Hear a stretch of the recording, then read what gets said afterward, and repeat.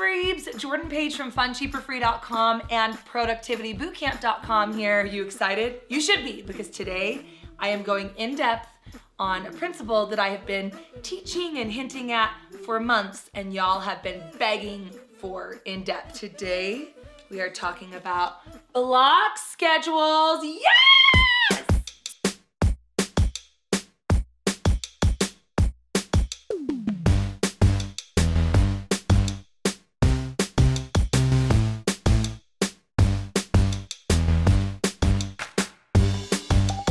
So many of you guys know me for my frugal living and my budgeting expertise. That's what most of my TV segments and blog posts have been about all throughout the years. Well, what you might not know is I'm also a bit of a productivity ninja, shall we say? For years, I have been honing and perfecting the art of getting a lot done in a short amount of time without killing yourself over it, and still finding time for downtime and all of those things you want to do more in your life and never have time. As a busy mom of 5 kids with another one on the way, several businesses, church life, extracurriculars, all of the things, marriage, it can get busy, right? So I have had to really rely on productivity in order to get it all done.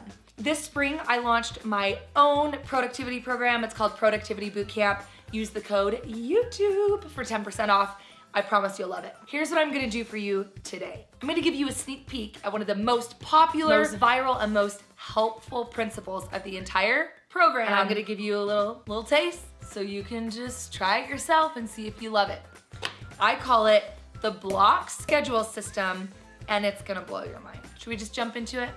Let's do it. One of the things that I feel like I hear a lot, and that I hear myself saying a lot, is I'm so busy, or I'm too busy to do whatever it is, whether it's, oh, I'm too busy to keep my house clean, or I don't have time to exercise, or I would love to do that, but I'm just too busy, I never have time. I would actually like to challenge that, because you, Oprah, Kim Kardashian, everyone who has ever lived, even Einstein himself, has all had the exact same amount of time in their day, which is 24 hours. So, what makes one person busier or more productive or less productive than another if we all have the exact same 24 hours in our day? It all comes down to choice. It all comes down to how we use those 24 hours. Now, if you're anything like me and how I was years ago with new babies and new businesses and my husband working a lot and traveling a lot and just trying to figure out life as an adult, which is not easy, you might be feeling a little overwhelmed and like a duck, maybe that you're just always scrambling over the water. I started doing something years ago that completely changed my productivity, is I stopped living my life hour by hour, and instead I started living it block by block. Are you interested? It's pretty cool. So in high school or college or whatever it is, we got so much done. How are we able to do that? The secret? Blocks. Let me explain. Let's take high school, for example. Alarm rings in the morning, you wake up, you have a certain amount of time before you have to be dressed, ready, and out the door to whatever it is, which let's assume is your first class of the day at school. So you have that block of time in the morning to get everything done that you need to before getting to school. So then you go to school and you're sitting in your first class. Bell rings, you sit down, let's say it's science. You take out your science book, you are focused on science. You're taking science notes, you're working on your science papers, you're learning all about the scientific periodic things that clearly I didn't learn very well in high school. And then, ring, the bell rings, time to change classes. You take that science book, you take your science brain, you turn it off, you put the book in your backpack, you stand up and you physically move to your next block or class, which let's say is math. And while you're in math, you are focused on math. You're doing your math homework, you have your calculator out, your math book out. You're not thinking about science. You're not doing your English paper that's coming up in 2 hours. You are all in on math, or you should be. And those days that you're not and you're scrambling to keep up with other classes, you realize you're just drowning, right? You keep doing that throughout your day, and then bling, the bell rings, school is done, and you move on to the next thing. You head over to, let's say, soccer practice. You have a couple hours of soccer practice where, again, you're at soccer. You're not doing science. You're not getting ready for the day. You're not doing math. You are all in on soccer. Soccer ends, you head home. Again, do you see the pattern? the end of the night, go to bed, and it starts over the next day. As youth, that schedule is kind of thrust upon us because we have things dictating that schedule, such as a job or a class or extracurricular activities. And then we magically become adults overnight, and suddenly, for the most part anyway, we are in charge of our own schedule. We decide what time we wake up, what job we take, and what hours that job is, where we live, what we do with our spare time. It's all up to us. And sure, maybe we have a job or a full-time job that dictates our schedule for the most part, but then outside of that, nobody's really telling us what to do, and we have a lot of decisions to make. To feel more productive and to be more productive, to get more done, and most importantly, to have way more time for the downtime and fun things in life, might I suggest that instead of taking our lives hour by hour, we go back to scheduling our lives in block form. So for me, instead of waking up and taking my life 1 hour at a time, I have broken up my day for the most part into 3-hour blocks. So my first block starts when I wake up, which my alarm goes off at 6:30 in the morning. So it goes from 6:30 to 9:30, and that is what I call my morning block. In this block, I write down everything that I need to get done basically before I leave the house in the morning. For me, here are some of the things that includes. So obviously that includes waking up, make it a point to say a prayer first thing in the morning and start myself off centered. I try to make my bed as soon as my feet hit the ground, so it's just done and done, son. This is when I get my scripture reading in. This is when I get dressed, and I try to do all of that before I head downstairs to go get breakfast. So this morning block is when the kids eat, we make them a hot breakfast, and then I have to make it a point to eat too, whereas I get hungry and hangry. We all know how that goes. I get my kids ready for school or getting out the door, whatever we're doing that day. This is when we like to read scriptures as a family. During breakfast is also when I have found it works best to work on spelling words with my kids, because after school, their brains are straight up fried. I clean up breakfast. We unload the dishwasher from the night before, or I make my kids unload it. I hate that job, let's be honest. This is also when I try to rotate at least 1 load of laundry before leaving that day. This is also when I think about dinner or pull out meat to thaw or turn on the crock pot. And one of the things I've had to start scheduling in or writing into my blocks is my times to plug in, or in this case, unplug from my phone. I am a recovering phone addict. It's been a huge challenge of mine over the years, especially with social media and having a life online. I find myself wasting hours on my phone. So with my blocks, I've really had to schedule in the blocks where phone time is appropriate and blocks where it's just not. Think about high school. If you're in the middle of science class or in the middle of soccer practice, you're not dinking around on your phone. But if you're at home having some downtime, if you're with friends, if you've got time in between classes, it's obviously quite appropriate. So you just have to decide for you in your own blocks when screen time is good, schedule it in so then you don't fall down the hole like Mama J does and waste hours at a time. And then lastly, the thing I had to schedule into my morning block is that I do not work during this block. If I pull up my computer or pull up my emails, I get lost for hours. So I allow myself to do 1 Instagram post in the morning. Otherwise, all my screens go away until my working block later in the day. So then 9:30 hits, and for me,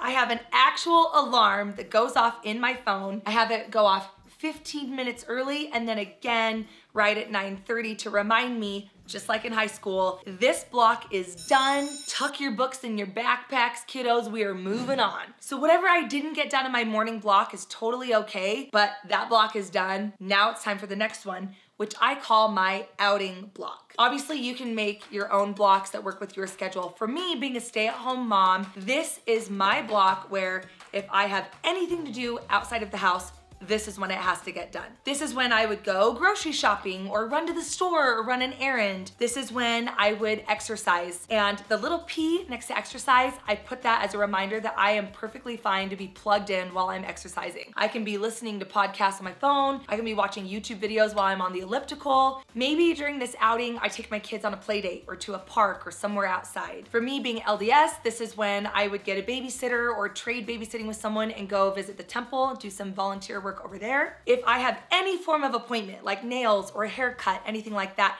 has to be done during this block. And again, I find a babysitter or I trade babysitting with another mom. This is also when I would schedule things for my kids, like a doctor's appointment or a dentist appointment. For my kids who are home anyway. For my kids who are in school, I will actually take them out of school for an hour to go do an appointment, such as a doctor or dentist appointment. After school is crazy with extracurriculars. It's okay. They can miss for an hour. They're gonna survive.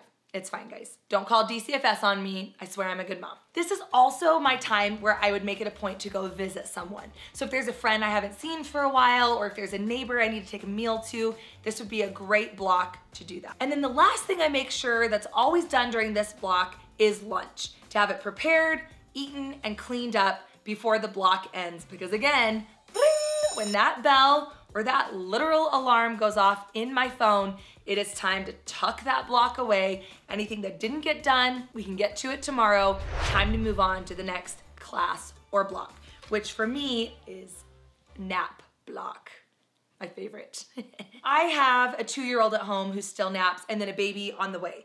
So for me, I am in little kid zone. I have pretty much always had at least one kid that's napping. Knowing this, that's partially why I organize the rest of my day the way that I do. My outing block has to be before naps because let me tell you what, naps are sacred in my house. So this middle of the day block, while my baby is napping, is my time. I put my kids down for naps, or the kids who don't nap, they have quiet time. At the beginning of this block, I will allow myself a little bit of time to speed clean. I'll set a timer in my phone. I'll do it for maybe 5 to 15 minutes, but not long, because then I'm giving up the rest of the other things that I need to get done in this block. This block is most important to me for 2 reasons. Number 1, some days, especially when pregnant, mama needs a rest. So when my kids are having nap or quiet time, sometimes I will have nap time or quiet time as well.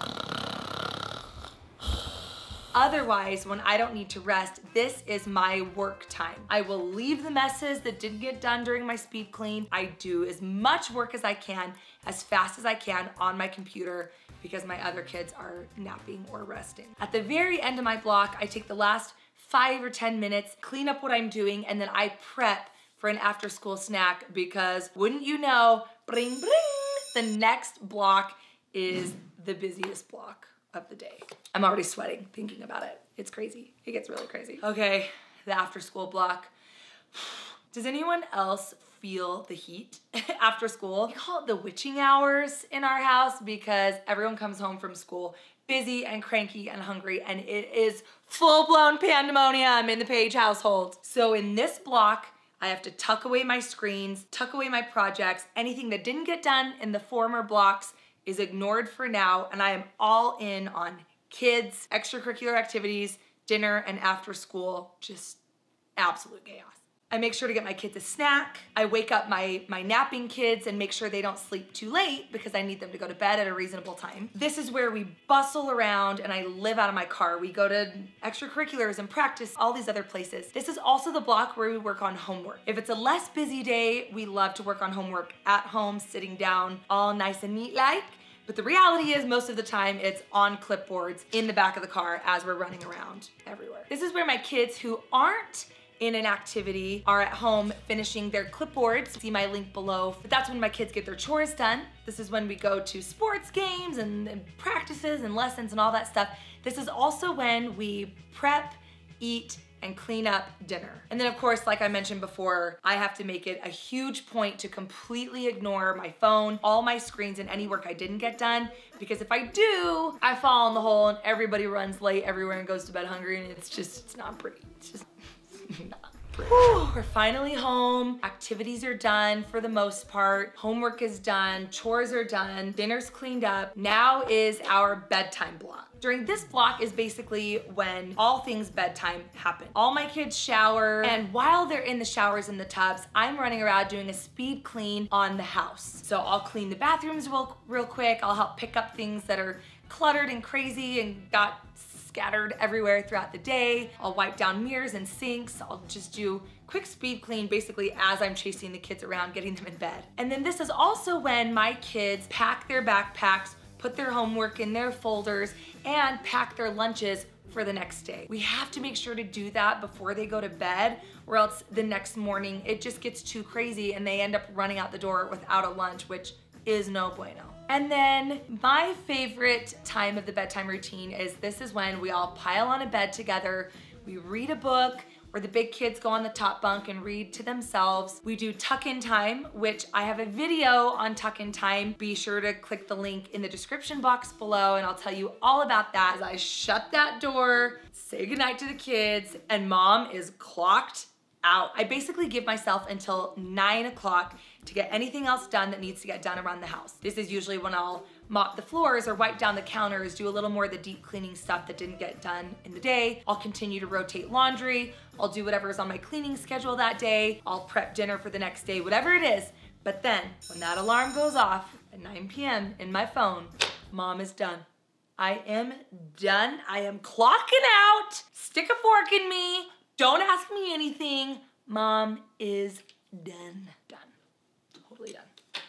So done. And then the rest of the night is my block. This is my night block, as I call it. Sometimes I'm so exhausted, I just sit and watch a show. Maybe I'll fold laundry next to Bubba while we do it. But during this block is also when Bubba and I get ready for bed together. So there were a couple of years in our marriage where it got really hard. I felt like we were more roommates and friends than married. We had to go to counseling. We really had to work on reconnecting and figuring out this marriage thing together. I'm a night owl. He's an early bird. We were going to bed at 2 totally different times and we didn't realize what we were missing in not spending that quality time together. Because even if we were sitting on the couch watching a show or working on our computers together or whatever it is not connective time. We are not connecting, we're not bonding, we're not talking about important issues, we're not discussing parenting strategies or life goals or budgeting or all the important things. We were just coexisting. This block, we pick a time. For us, it's usually about 10 or 10:30. The alarm goes off in both of our phones. We stop what we're doing. We completely unplug. We come upstairs. I have to physically plug my phone in, put it in my top drawer of my nightstand so it's not a temptation, and we get ready for bed together. It is amazing the difference that has happened in our marriage when we started doing this. It's a really beautiful time. So might I recommend a couple of things. In this block, please, if you can, if you are in a position to be able to do this, get ready for bed with your spouse, disconnect from electronics, and that includes not having a TV in your room. When you remove the media from the bedroom, magic happens, including the very last thing on my list, which is getting jiggy. I promise you will get more action if you put the screens away at the end of the night. I'm just saying. Men, listen up. I'm gonna throw that out there. You know it's true. I always try to pack my gym bag for the next day or lay out my clothes for the next day. And then also, Bubba and I, we always try to read an article together or scriptures together. We do something together.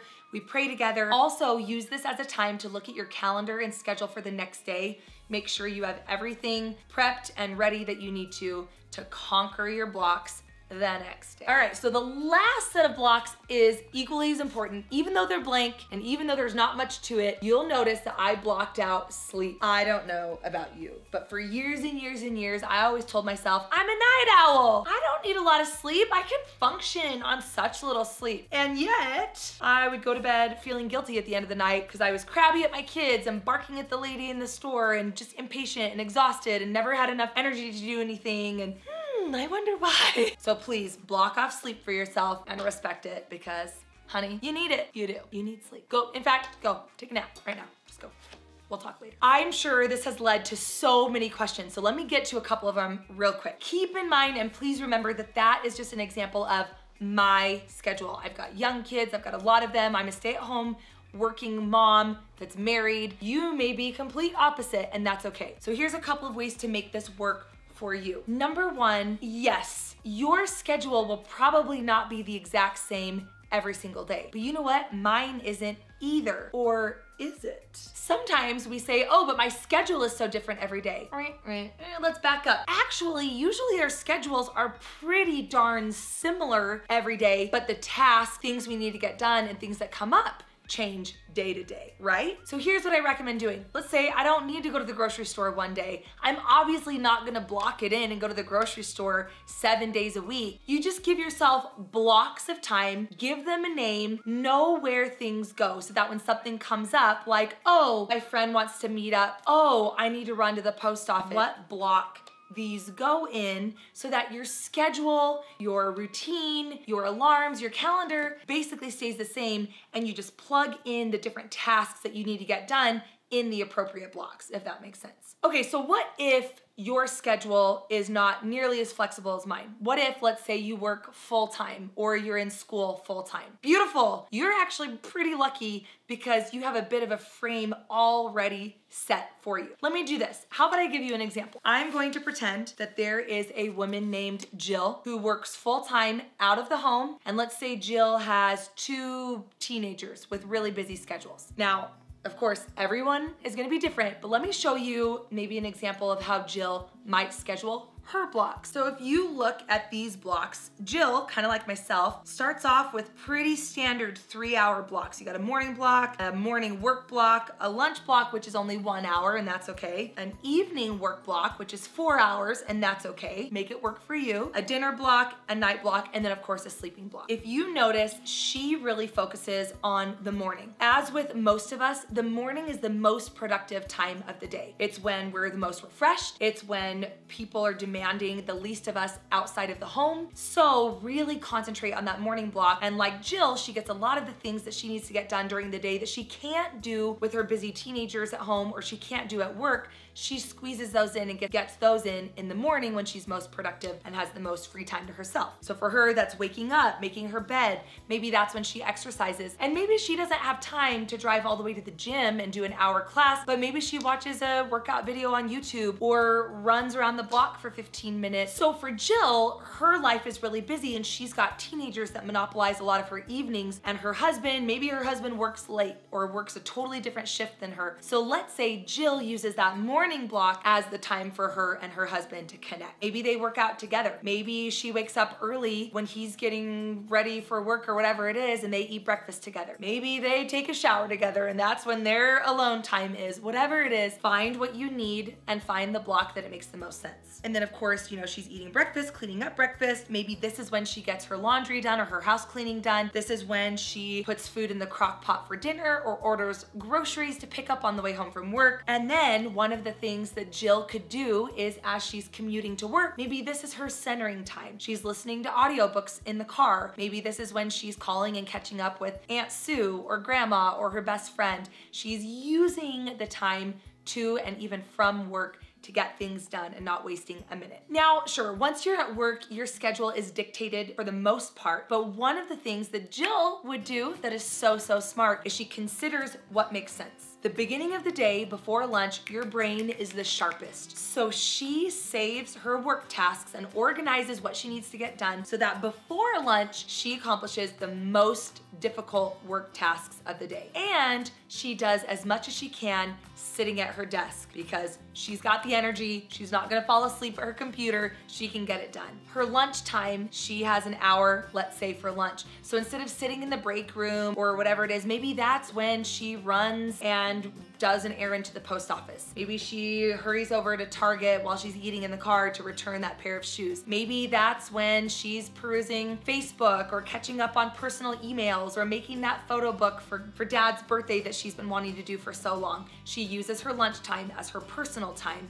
to get some things done. After lunch, we're all a little sluggish, right? So that's when she would do the work that takes the least amount of effort and energy, but also the work that gets her up and moving around the office and away from her desk, because I think we've all been there when we're trying to work on something in a food coma.